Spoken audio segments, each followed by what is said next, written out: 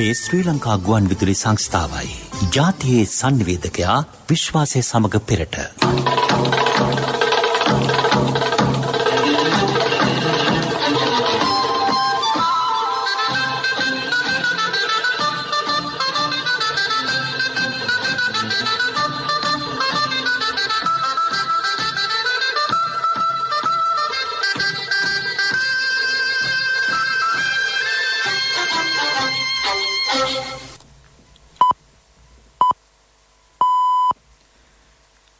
සවස 6යි. මේ ශ්‍රී ලංකා ගුවන් විදුලි සංස්ථාවයි. මෙන ප්‍රවෘත්ති සංස්කරණය වින්ද්‍යා කල්පනීය අබේසේකර. ප්‍රකාශය හිමානන්ද රාජපක්ෂ. බස්නාහිර පළාතේ වයස අවුරුදු 30ට වැඩි සියලු දෙනාට මේ මාස අවසන් වීමට පෙර කොවිඩ් එන්නත ලබා දෙන්නයි ජනපතිගෙන් උපදෙස්. අධිවේගී මාර්ග පද්ධතිය හේතුවෙන් දුෂ්කර ගම්මාන රැසක් දියුණුවට කොවිඩ් හමුවේ වුවද සංවර්ධන කටයුතු අඛණ්ඩව සිදු කරන බවට අග්‍රාමාත්‍යවරයා ප්‍රතිඥා දෙයි. සිසුන් 100ට අඩු පාසල් මේ මාසයේදී විවෘත කිරීමට සැලසුම්. ඉදිරියේදී ලෝක තෙල් මිල අඩු වුවහොත් ජනතාවට සහන රැසක්. කාබනික පොහොර භාවිතය විධිමත් කිරීම සඳහා ලෝක ආහාර හා කෘෂිකර්ම සංවිධානයේ එකඟත්වය. ඇමරිකා සහ නේටෝ හමුදා ඇෆ්ගනිස්තානයේ බාග්‍රාම් ගුවන් හමුදා කඳවුරෙන් ඉවත් වෙයි. ලෝක කනිෂ්ඨ මල්ල ක්‍රීඩා උළෙලට අයදුම්පත් කැඳවෙයි. බස්නාහිර පළාතේ වයස අවුරුදු 30ට වැඩි සියලු පුරවැසියන්ට මේ මාස 31 වෙනි දිනට පෙර කොවිඩ් එන්නත ලබා දී අවසන් කරන්නයි ජනාධිපති ගෝඨාභය රාජපක්ෂ මැතිතුමා සෞඛ්‍යාංශ වෙත උපදෙස් ලබා දී තිබේ. මේ වන විට කොළඹ දිස්ත්‍රික්කයේ මෙම වයස් කාණ්ඩයේ 60%කටත්, ගම්පහ දිස්ත්‍රික්කයේ 47%කටත්, කළුතර දිස්ත්‍රික්කයේ 34%කටත් පළමු මාත්‍රාව ලබා දී අවසන්ය. එනම් කළ පරිදි එන්නත් ලැබීමත් සමග විධිමත් සැලැස්මක් යටතේ සැප්තැම්බර් මාසයට පෙර දිවයිනේ බහුතරයකට එන්නත ලබා දීමේ අවශ්‍යතාවද ජනාධිපතිතුමා අවධාරණය කළේය.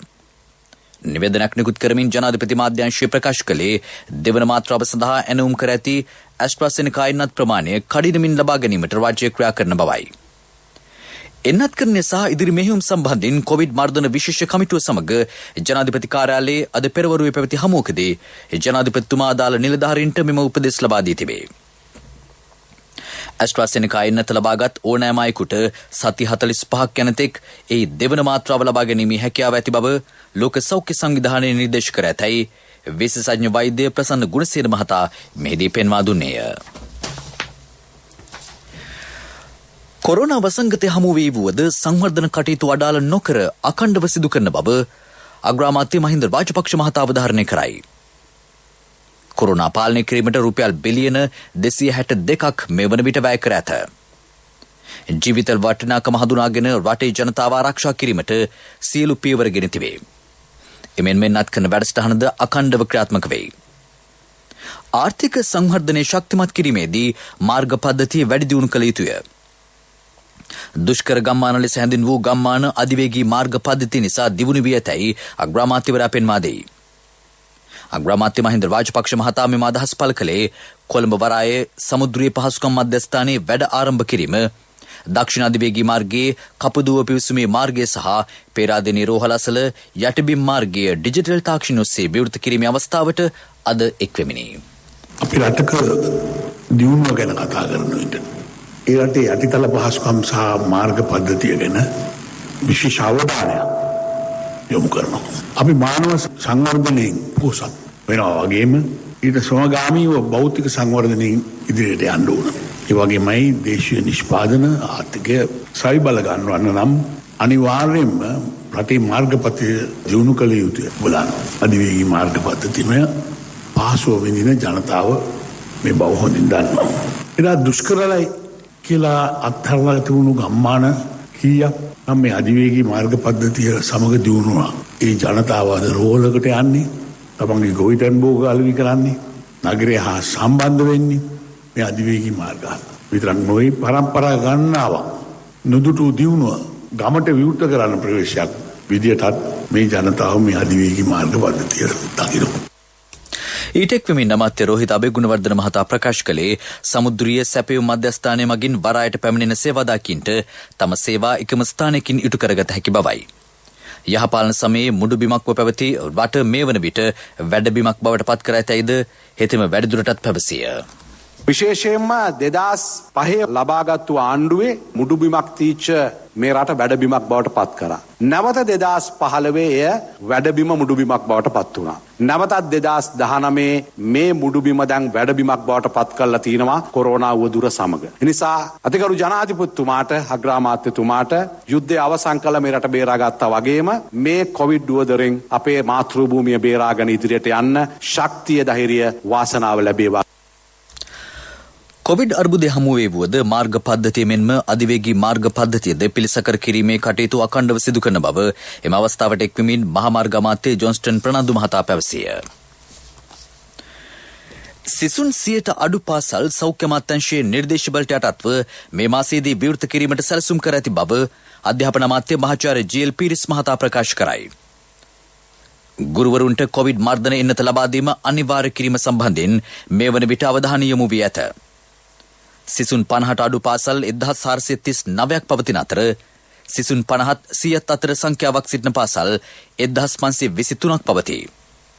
පළමු අදිරිය යටතේ එම පාසල් ආරම්භ කරන අතර ඉන් අනතුරුව අනෙකුත් පාසල් ආරම්භ කිරීමට නියමිතයි. මේ අතර කොවිඩ් අර්බුදය හමුවේ පාසල් දරුවන්ට මාර්ගගත අධ්‍යාපනය තුළින් විෂය නිර්දේශ ආවරණය කර ගැනීමට හැකි වුවත් ග්‍රාමීය ප්‍රදේශවල දරුවන්ට ඒ ගැටලුවක්ව පවතින බව අධ්‍යාපන අමාත්‍යාංශ අතිරේක ලේකම් LMD ධර්මසේන මහතා පවසයි. පසුගිය වසරේ බස්නාහිර පළාතේ පාසල් දින 194ක් පැවතිය තිබුණත් ඉන් දින 100ක්ම පාසල් පැවැත්වීමට නොහැකි විය. රට තුළ එන්නත් කරන වැඩසටහන සාර්ථකව සිදුවන බැවින් සමාජ සුරක්ෂිත වූහොත් පාසල් ආරම්භ කිරීම කඩිනම් කළ හැකි බවද ඔහු පැවසිය. මේ වන විට පාසල් ආරම්භ කිරීම පිළිබඳව සාකච්ඡාවක් පැවැත්වේ. විභාග සඳහා සූදානම් වන 5, 11, 12 සහ 13 ශ්‍රේණි සඳහා පාසල් ආරම්භ කිරීම සම්බන්ධයෙන් මේ වන විට අවධානය යොමු වී ඇත. අද පෙරවරුවේ ජාතික ගුවන්විදුලිය මගින් විකාශ වූ ප්‍රතිරාව වැඩසටහනට සහභාගී වෙමින් ධර්මසේන මහතා ප්‍රකාශ කළේ මේ සඳහා රාජ්‍ය රුපියල් මිලියන 872ක මුදලක් වෙන් කර ඇති බවයි. තෙල් මිල වැඩි කිරීමෙන් ජනතාව පත්වන අපහසුතාව ජනතා සංවේදී රාජ්‍යයක් ලෙස හොඳින් හඳුනන බවත් සෙසු රටවලට සාපේක්ෂව මෙරට තෙල් මිල තවමත් අවම මට්ටමක පවතින බවත් මුදල් රාජ්‍ය අමාත්‍ය අජිත් නිවාඩ් කබ්‍රාල් මහතා ප්‍රකාශ කරයි. රාජ්‍ය ප්‍රවෘත්ති දෙපාර්තමේන්තුවේ අද පැවති මාධ්‍ය සාකච්ඡාවකට එක්වෙමින් ඔහු මේ බව පැවසිය. එහිදී අමාත්‍යවරයා සඳහන් කළේ ඉදිරියේදී ලෝක වෙළඳපොලේ තෙල් මිල අඩුවන විට එහි සහනය කඩිනමින් ජනතාවට ලබා දීමට පියවර ගන්නා බවයි. ශ්‍රී ලංකාවේ තමයි ඩීසල් මිල ගත්තොත් පාකිස්තානය, ඉන්දියාව, බංග්ලාදේශය වගේ රටවල් එක්ක සංසන්දනය කෙරුවොත් පාකිස්තානයට ඇරෙන්න අනිත් සෑම රටකම අපේ ඩීසල් මිල අඩුවෙන් තියෙනවා. පෙට්‍රල් මිල අපේ රට තමයි අඩුවෙන්ම තියෙන්නේ මේ රටවල් හතරෙම. ඉතින් ඒ නිසා අපි අසීමිත ලෙස ජනතාවට අනිත් රටවල් වලට වඩා බරක් අපි දීලා නැහැ. ඉන්දියාවේ තෙල් මිල අපේ රටේ තෙල් මිල වගේ 75%කින් වැඩි. ඉතින් ඒ වුණත් අපි එච්චර දුර ගිහිලා නැහැ. අපි ඊට වඩා හුඟක් අඩුවෙන් තියලා තියෙන්නේ. ඒ නිසා අපි ඒක ඉදිරි කාලයේදී අඩු කරන්න පුළුවන් නම් අඩු කළ යුතුයි. අපි ඒකට පිළිගන්නවා යම් කිසි ආందోලනයක් ඇති වෙනවා මේවා වෙනස් කරද්දී. අපි ඒකට පැහැදිලි කරුවට පස්සේ මම හිතන්නේ අපි හැමෝටම එක ස්ථාවරයක ඉන්න පුළුවන් වෙන තත්ත්වයක් මතුවේ කියන එක තමයි මගේ අදහස. මේ ප්‍රවෘත්ති ප්‍රකාශය ශ්‍රී ලංකා ගුවන්විදුලි සංස්ථාවෙන්. ශ්‍රී ලංකා ඉන්ෂුරන්ස් පියකුමින් මවකමින්.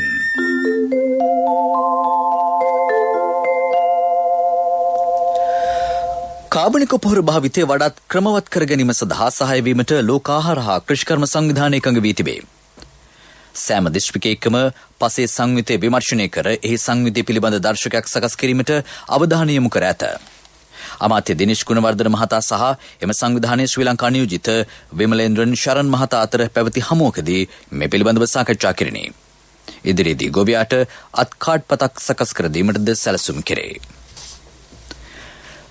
දැනට ක්‍රියාත්මක ප්‍රතිසන්ධාන යාන්ත්‍රණය අනුව වන්දි හිමිකම් ඇති පුද්ගලින් හා පවුල් 2681ක් සඳහා වන්දි හිමිකම් ගෙවීම වෙනුවෙන් පසුගිය මාසය තුලදී පමණක් රාජ්‍ය රුපියල් මිලියන 159ක් වෙන් කර ඇත.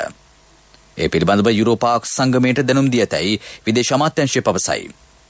ශ්‍රී ලංකාවට GSP T+ සහන ලබා දීම නැවත සලකා බැලිය යුතු බවට යුරෝපා පාර්ලිමේන්තුවේ කොන්දේසි වලට ප්‍රතිචාර දක්වමින් විදේශ අමාත්‍යාංශය මේ බව දැනුම් දී තිබේ.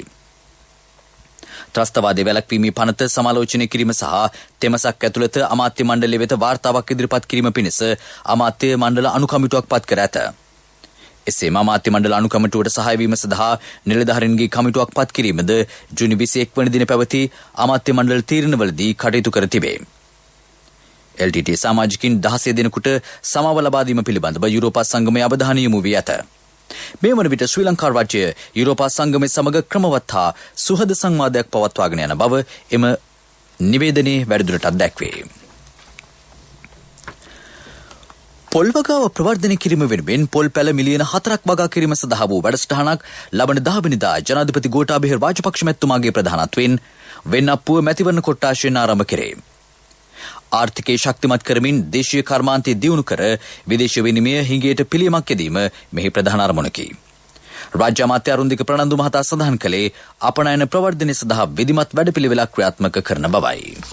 රජය බලාපොරොත්තු වෙන ක්‍රමවත් විදියට තැඹිලි වගාව පටන් ගන්න තැඹිලි වතු හැටියට ඒකත් දාට ජනාධිපතිතුමාගේ සොරදින ආරම්භ කිරීමට අපේ බලාපොරොත්තුව. ඒ වගේම තමයි කාබනික පොහොර භාවිතා කරලා පොල් වගාව ඉදිරියට ගෙන යාම කියන කාරණාවත් එදා දවසේදී අපි ආරම්භ කරනවා. ඒ වගේම ජනාධිපතිතුමා බලයටපත් වුණාට පස්සේ ජනාධිපතිතුමා හැමතිස්සෙම දැකපු දෙයක් තමයි මේ හැමතැනම තියෙනවා මුඩු ඉඩම් සහ පුරන් කුඹුරු. මුඩු ඉඩම් සහ පුරන් කුඹුරු අරගෙන පොල් වගාව කිරීම කියන කාරණාව ජනාධිපතිතුමාගේ සංකල්පයක්. ඒකත් අපි එදාට ආරම්භ කරනවා. මෙරට ජීවිත රක්ෂණ ක්ෂේත්‍රයේ දැවැන්තම බෝනස් තීමනාව ශ්‍රී ලංකා ඉන්ෂුරන්ස් ග්‍රෑන්ඩ් බෝනස් රුපියල් මිලියන 8,600ක අසම සම ජීවිත රක්ෂණ බෝනස් තීමනාව මෙවරත් ශ්‍රී ලංකා ඉන්ෂුරන්ස් ජීවිත රක්ෂණ හිමියන්ට. මෙම තීමනාව රක්ෂණ ක්ෂේත්‍රයේ දැවැන්තයා ශ්‍රී ලංකා ඉන්ෂුරන්ස් වෙතින්ම පමණයි. වැඩි විස්තර සඳහා අමතන්න 0112 357 357 ශ්‍රී ලංකා ඉන්ෂුරන්ස් පියකුමින් මවකමින්. ප්‍රමුඛ පුවත ඔබ වෙත ගෙනෙන්නේ සෑම ගෙදරකම සිටිය යුතු වෙද මහත්මයා සිද්ධාලේප. වැඩිහිටි නිවාසවල නේවාසිකව සිටින වැඩිහිටියන් ගෙන 72ක් පමණ පිරිසකට මේ වන විට කොවිඩ් මර්ධන එන්නත ලබා දී තිබේ. ඉතිරි වැඩිහිටි ප්‍රජාවටත් කොවිඩ් එන්නත කඩිනමින් ලබා දීමට ක්‍රියා කරන බව ප්‍රාථමික සෞඛ්‍ය සේවා වසංගත රෝග හා කොවිඩ් රෝග පාලන කටයුතු රාජ්‍ය අමාත්‍යාංශය නිවේදනය කරයි. වැඩිහිටියන් 6360 දෙනෙකු හට මේ වන විට කොවිඩ් මර්ධන එන්නත ලබා දී ඇති බව රාජ්‍ය අමාත්‍ය වෛද්‍ය සුදර්ශනේ ප්‍රනාන්දුපුල්ලේ මහත්මිය පැවසිය. වැඩිහිටි නිවාසවල සේවය කරන පුද්ගලින්ද එන්නත් කරන්නට ලක් කරන බව ඇය වැඩිදුරටත් ප්‍රකාශ කළාය. ප්‍රමුඛ පුවත ඔබ වෙත ගෙන ආවේ සෑම ගෙදරකම සිටිය යුතු වෙද මහත්මයා සිද්ධාලේප. ශක්ති හඬ අවධානය පිණිසයි. මොන්රාගල පරණ කච්චේරිය පාරාසල පිහිටි කාන්තා ව්‍යවසායකත්ව සංවර්ධන හා පුහුණු මධ්‍යස්ථානය මේ වන විට විනාශ වෙමින් පවතින බව ප්‍රදේශවාසීහු පවසති. වියලි කලාපීය ජීවනෝපාය සඳහා සහාය වීම සහ හවුල් වීම සඳහා වූ වැඩසටහන යටතේ ජාත්‍යන්තර මූලාධාර මත මේ ඉදිකර ඇත. මේ මධ්‍යස්ථානයේ වසර 6කට අධික කාලයක් වසා තැබීම හේතුවෙන් වල් බිහි වී විනාශ වෙමින් පවතී. මේ කඩිනමින් පිළිසකර කර ඵලදායීතාව භාවිත කරන්නයි ප්‍රදේශවාසීහු අදාළ බලධාරීන්ගෙන් ඉල්ලා සිටිති. මොන්රාගල ප්‍රාදේශීය ලේකම්තුමනි මේ ඔබේ අවධානය පිණිසයි. විදෙස් පුවත්.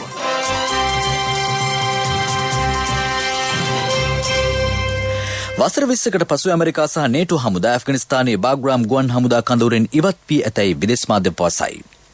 ඇමරිකානු ජනාධිපති ජෝ බයිඩන් මහතා ප්‍රකාශ කර ඇත්තේ සැප්තැම්බර් මාසය වන විට ඇමරිකානු හමුදා ඇෆ්ගනිස්තානයෙන් ඉවත් කරගන්නා බවයි.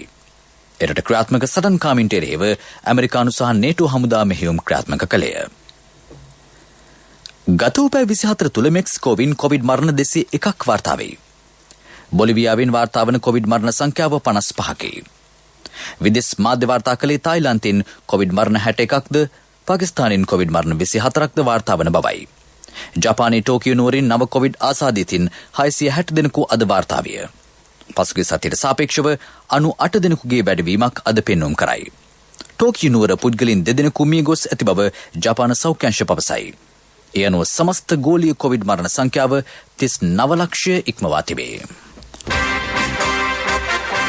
පෙරසර සංවර්ධනයක පුවත් සම්පින්ඩනය සංවර්ධන පුවත්. යාල වනෝද්‍යානයේ ගල්ගේ නව පිවිසුම් මාර්ගය විවෘත කෙරේ. ඒ සඳහා වැය කර ඇති මුදල රුපියල් මිලියන 6.5කි. සංචාරක ආකර්ෂණීය ස්ථාන සංවර්ධනය කිරීමේ වැඩසටහන යටතේ මේ සිදු කෙරිණි. යාල වනෝද්‍යානයේ මෙතෙක් පිවිසීමට නොහැකි වූ ප්‍රදේශ ආවරණය කරමින් සංචාරය කිරීමේ අවස්ථාව සලසා දීම මෙහි අරමුණයි. එම වැඩසටහනට අනුව තවත් පිවිසුම් මාර්ග කිහිපයක් සංවර්ධනය කිරීමට නියමිතයි. මෙමගින් දේශීය සහ විදේශීය සංචාරකයන්ට අවශ්‍ය සියලු පහසුකම් සැලසෙයි. ක්‍රීඩා පුවත්. කෙන්යාවේ නයිරෝබි නුවරදී ලබන අගෝස්තු මාස පැවැත්වීමට නියමිත ලෝක කනිෂ්ඨ මල්ල ක්‍රීඩා උළෙලට මේ දිනවල ආයුධම්පත් කැඳවෙයි. වයස අවුරුදු 21කින් 15 ක්‍රීඩකවන්ට මේ සඳහා සහභාගී විය හැකිය. ශ්‍රී ලංකා මල්ල ක්‍රීඩා සංගමය ප්‍රකාශ කළේ ආයුධම්පත් බහර ගැනීම මේ මාස 15 වෙනිදා දක්වා සිදු කරන බවයි. ඉසව් 10කට පමණක් සීමා කරමින් මෙම තරගාවලිය මේ මාස 25 වෙනිදා සුගතදාස ගෘහස්ත ක්‍රීඩාංගණයේදී පැවැත්වීමට නියමිතයි. ඒ සඳහා සහභාගී විය හැකි අවම පරිසාධන මට්ටමද ප්‍රකාශයට පත් කර ඇත. වාර්ෂික කොන්ත්‍රාත් ගිවිසුම යටතේ ක්‍රීඩකින් 39 දෙනෙකු මේ වන විට ගිවිසුම් අත්සන් කර ඇති බව ශ්‍රී ලංකා ක්‍රිකට් ආයතනය නිවේදනය කරයි. ජ්‍යෙෂ්ඨ ශ්‍රී ලංකා ඒ කණ්ඩායම් සහ නැගීගෙන එන කණ්ඩායම ලෙස එම ගිවිසුම් වලට එළඹ ඇත. මෙම සංචිතබල ක්‍රීඩකින් දඹුල්ල සහ කොළඹදී පුහුණුවීම් වල නිරත වීමට නියමිතයි. ජ්‍යෙෂ්ඨ ක්‍රීඩකින් 13 දෙනෙකු මේ වන විට නිරෝධායනයට ලක් කර තිබේ. එම ක්‍රීඩකින් සියලු දෙනා ඉදිරියේදී කොළඹදී පැවැත්වෙන පුහුණුවීම් සඳහා සහභාගී වන බව ශ්‍රී ලංකා ක්‍රිකට් ආයතනය සඳහන් කරයි. ව්‍යාපාරික පුවත් ඔබ වෙත ගෙන එන්නේ NSB ගෞරව ප්‍රශංසා. ඔබේ මුදලට සුරක්ෂිතම ස්ථානය ජාතික ඉතිරි කිරීමේ බැංකුව. 11 වන වරටත් ලෝකයේ හොඳම බැංකු 14ට පැමිණීමට කොමර්ෂල් බැංකුව සමත් වෙයි. එංගලන්තයේ සුප්‍රකට ද බැංක සංගරාව වාර්ෂික වෙළි දක්වන ලෝකයේ හොඳම බැංකු 10 ලැයිස්තුවට මේ වසරේදී 11 වන වරටත් තේරිපත් වූ එකම ශ්‍රී ලංකීය බැංකුව වන්නේ කොමර්ෂල් බැංකුවයි. බැංකුවේ ශක්තිය, වෘත්තීය භාවය මෙන්ම කොවිඩ් තත්ත්වය වෙනුවෙන් සිදු කළ කැපකිරීම හේතුවෙන් මෙම ඇගීම හිමි වූ බව එම බැංකුවේ කළමනාකර අධ්‍යක්ෂ එස් රෙංගනාදන් මහතා ප්‍රකාශ කළේය. ව්‍යාපාරික පුවත් ඔබ වෙත ගෙන ආවේ රට වෙනුවෙන් විශිෂ්ට සේවයක් සිදු කළ ජ්‍යෙෂ්ඨ පුරවැසියන් වූ ඔබට පිදෙන උත්තමාචාරයක් ලෙස ජාතික ඉතිරි කිරීමේ බැංකුව NSB ගෞරව ප්‍රශංසා හඳුන්වා දුන්නා. දැන් NSB ගෞරව ප්‍රශංසා සමගින් 6.75ක අවම පොලියක් යටතේ මිලියන 5ක් දක්වා ණය මුදලක් පැය 2කින් ලබා ගන්න. විශ්‍රාමික රාජ්‍ය සේවක ඔබට වයස අවුරුදු 75 දක්වා ගෙවීමේ පහසුකම්ද සහිතයි. ග්‍රිබ් වාර්තා අනවශ්‍යයි. NSB ගෞරව ප්‍රශංසා ඔබේ මුදලට සුරක්ෂිතම ස්ථානය ජාතික ඉතිරි කිරීමේ බැංකුව. ආර්ථික පුවත් ආවරණය යුතුයකම් වගකීම් එක්ක සල්ලි ඉතුරු කරන්න ලේසි නෑ. ඔබේ ස්ථාවර තැන්පතට ආකර්ෂණීය පොලියක් හා ආරක්ෂාවක් දෙන්න අපි පොරොන්දු වෙන්නේ ඒකයි. LOLC Finance ස්ථාවර තැන්පතු ඉතිරිය උතුරන්න. 2001 දෙසැම්බර් 13 වෙනි දින නීතිගත කරන ලද LOLC Finance PLC ICRA Lanka limited වෙතින් SLA ස්ථාවර ශ්‍රේණිය ලබා ඇත. 2011 අංක 42 දරන මුදල් ව්‍යාපාර පනත යටතේ ශ්‍රී ලංකා මහ බැංකුවේ මුදල් මණ්ඩලය වෙතින් බලපත්‍රලාභී මුදල් සමාගමකි. පසුගිය ජූනි මාසයේදී කොළඹ පාරිභෝගික මිල දර්ශකයෙහි මාසික වෙනස 1.47ක් බව මහ බැංකුව නිවේදනය කරයි. ආහාර සහ ආහාර නොවන කාණ්ඩ දෙකෙහිම අයිතම් වල මිල ගණන් ඉහළ යාම මීට හේතුවයි. ඒ අනුව ආහාර කාණ්ඩයේ සහල් එළවලු සහ නැව් මත්ස්‍ය මිල ගණන් ඉහළ ගිය අතර පළතුරු මිල ගණන්හි පහළ යාමක් සිදු ඇත. ආර්ථික පුවත් ආවරණය අයියෝ ආද අප්පා මේ යන්නේ නෑනේ මේ ඔය වසන්තයි යන්නේ. ඇයි මල්ලි මොකද හදිස්සිය? නෑ අයියේ ඉතින් සල්ලි තමයි හදිස්සිය. ඇත්තද? හැබැයි සල්ලි හදිස්සි උනාට මල්ලි හදිස්සි වෙන්න එපා. ඕනම LOLC Finance ශාඛාවක 3 wheeler එකේ පොත තියලා එවලේම සල්ලි ගන්න. LOLC Finance වීල් පොතට කෑෂ්. වීල් පොතට ඉවිලෙම කෑෂ් අතට.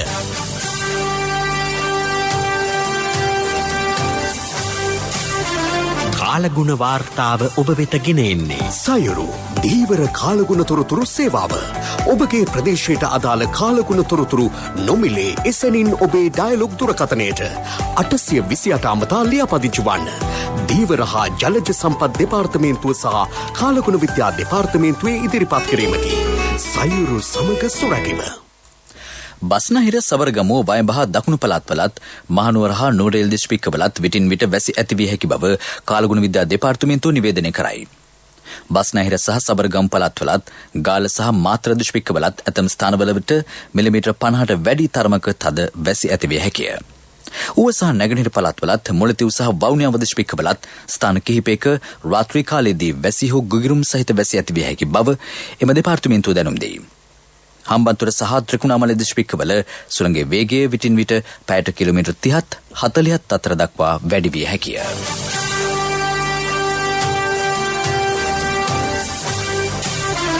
කාලගුණ වාර්තාව ඔබ වෙත ගෙන ආවේ සයුරු දීවර කාලගුණ තොරතුරු සේවාව. ඔබගේ ප්‍රදේශයට අදාළ කාලගුණ තොරතුරු නොමිලේ එසැනින් ඔබේ ඩයලොග් දුරකථනයට 828 අමතා ලියාපදිංචි වන්න. දීවර හා ජලජ සම්පත් දෙපාර්තමේන්තුව සහ කාලගුණ විද්‍යා දෙපාර්තමේන්තුවේ ඉදිරිපත් කිරීමකි. සයුරු සමග සුරැකීම. ප්‍රවෘත්ති අවසන් කිරීමට යලි සිරස්තල. බස්නාහිර පළාතේ වයස අවුරුදු 30ට වැඩි සියලු දෙනාට මේ මාස අවසන් වීමට පෙර කොවිඩ් එන්නත ලබා දෙන්නයි ජනපතිගෙන් උපදෙස්. අධිවේගී මාර්ග පද්ධතිය හේතුවෙන් දුෂ්කර ගම්මාන රැසක් දියුණුවට.